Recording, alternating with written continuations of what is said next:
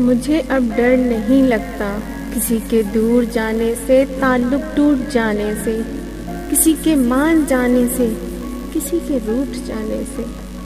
मुझे अब डर नहीं लगता किसी को आजमाने से, किसी के आजमाने से, किसी को याद रखने से, किसी को भूल जाने से।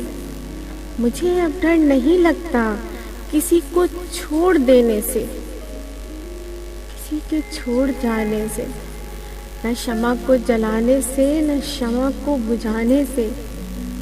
मुझे अब डर नहीं लगता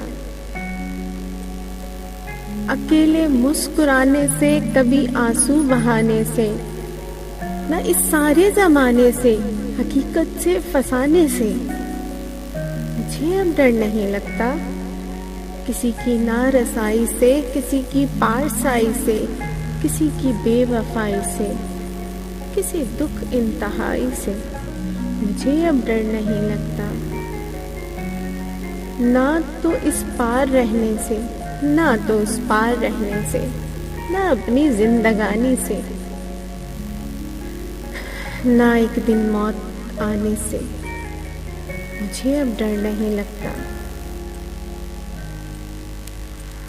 मुझे अब डर नहीं लगता किसी के दूर जाने से, ताल्लुक टूट जाने से। मुझे अब डर नहीं लगता। मुझे अब डर नहीं लगता।